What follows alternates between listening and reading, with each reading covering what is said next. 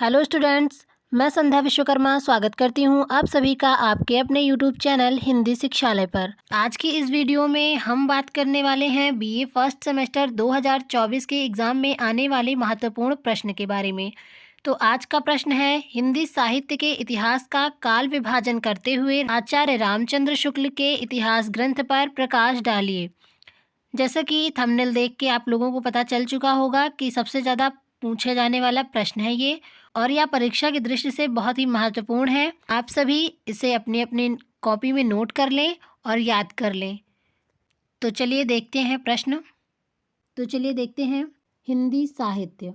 अब तक की जानकारी के अनुसार हिंदी साहित्य के इतिहास लेखन के रूप में अग्रगण्य फ्रेंच विद्वान गार्सद तासी हैं। इन्होंने फ्रेंच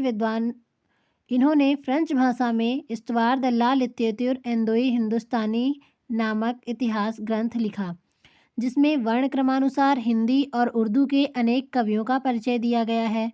इसमें यद्यपि काल विभाजन और युगीन प्रवृत्तियों के विवेचन तासी की परंपरा को बढ़ाने के लिए इसका श्रेय शिव सिंह सेंगर को जाता है, जिन्होंने शिव सिंह सरोज नामक एक ग्रंथ लिखा। सेंगर जी 1000 कवियों के जीवन चरित्र उनकी कविताओं को उदाहरण स्वरूप में प्रस्तुत किया है। सेंगर जी द्वारा दिए गए कवियों के जीवन चरित्र, रचना काल आदि के विवरण न होने पर भी इनके ग्रंथ का महत्व इस रूप में है कि उनमें अपने समय तक के उपलब्ध समग्र सामग्री का एकत्र संकलन हुआ है। सन 1888 में ग्रियर्सन का modern vernacular literature of Hindustan नामक ग्रंथ प्रकाशित हुआ। हिंदी के विद्वान आज इसे सच्चे अर्थों में हिंदी साहित्य का प्रथम इतिहास मानते हैं। इसमें लेखकों का कालक्रमानुसार वर्गीकरण किया गया है, रचनाओं की प्रवृत्तियों को स्पष्ट करने का प्रयास किया गया है और हिंदी साहित्य की भाषा की दृष्टि से क्षेत्र निर्धारण किया गया है। इसके उपरांत मिश्र बंधुओं गणेश बिहारी मिश्र, श्याम बिहारी मिश्र, सुखदेव बिहारी मिश्र द्वारा रचित मिश्र बंधु विनोद, जो कि 4 भागों में विभक्त है, उल्लेखनीय है। इनमें लगभग 5000 कवियों के परिचय के साथ साथ साहित्य के विविध अंगों पर भी प्रकाश डाला गया है।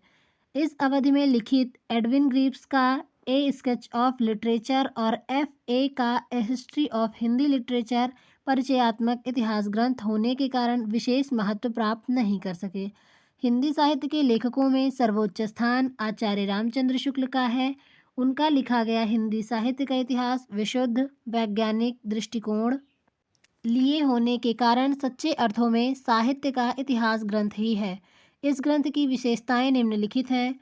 नंबर 1, इसमें 4 साहित्यिक रचनाओं का प्रवृत्ति विशेष के आधार पर 4 कालखंडों में विभाजन किया गया है। नंबर 2, इसमें रचना की प्रवृत्ति विशेष एवं महत्ता के आधार पर कालखंडों का नामकरण किया गया है। नंबर 3, इसमें युगीन परिस्थितियों परिपार्श्व ने कालखंडों की प्रवृत्तियों के विकास का निर्देशन किया है। नंबर 4, इसमें कालगत प्रवृत्तियों के विवेचन के संबंध व्यक्तियों का साहित्यिक मूल्यांकन किया गया है। नंबर 5, इसमें प्रवृत्ति विशेष से अलग पड़ने वाले कवियों का उल्लेख फुटकल शीर्षक में किया गया है। नंबर 6, इस ग्रंथ के विवेचन में प्राच्य एवं पाश्चात्य पद्धतियों का समन्वय किया गया है। नंबर 7, इस ग्रंथ में परिपक्व विचारधारा तथा सुस्पष्ट प्रतिपादन शैली को अपनाया गया है। आचार्य शुक्ल के इस अत्यंत उपयोगी इतिहास ग्रंथ की कतिपय निम्नलिखित सीमाएं भी स्पष्ट हैं। रचनाओं का वर्गीकरण इतिहास को सीमित कालखंडों में बांध देता है, जिससे लगता है कि रचना की कोई लुप्त विशेष धारा किसी काल में उठी और फिर लुप्त हो गई, किंतु वास्तव में सत्य यह नहीं है। इसमें आधुनिक काल कई उत्थानों में विभाजित हो गया है। इसमें उत्तर भारत के योगदान को अधिक महत्व देने के कारण दक्षिण भारत के योगदान को अपेक्षित महत्व नहीं मिल पाता है। लेखक के लोक धर्म के प्रति उत्कृष्ट आग्रह के कारण कबीर और सूर जैसे कवियों के प्रति न्याय नहीं हो पाया है।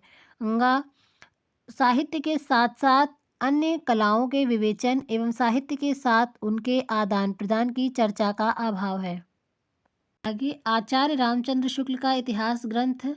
आचार्य रामचंद्र शुक्ल द्वारा लिखित हिंदी साहित्य का इतिहास एक ऐसा इतिहास है जो कि अपनी प्रामाणिकता एवं वैज्ञानिकता में अकेला है। यह ग्रंथ सन 1929 ईस्वी में लिखा गया। जब यह इतिहास ग्रंथ लिखा गया तब सबसे पहले शुक्ल जी ने अपने से पूर्व के इतिहासों का मंथन किया तथा तदुपरांत आचार्य रामचंद्र शुक्ल ने इसे अपना वैज्ञानिक इतिहास प्रस्तुत किया। आचार्य रामचंद्र शुक्ल के अनुसार हिंदी को 4 कालखंडों में विभाजित किया गया है। नंबर 1 आदिकाल, जिसे वीरगाथा काल के नाम से भी जाना जाता है। इसका समय है 1050 से 1375 ईसा पूर्व। पूर्व मध्यकाल, भक्तिकाल 1375 से 1700, उत्तर मध्यकाल 1700 से 1900, आधुनिक काल गद्यकाल, जिसे गद्यकाल भी कहा जाता है, 1900 से अब तक। तो आज की इस वीडियो में बस इतना ही। मिलते हैं नेक्स्ट वीडियो में, तब तक के लिए धन्यवाद।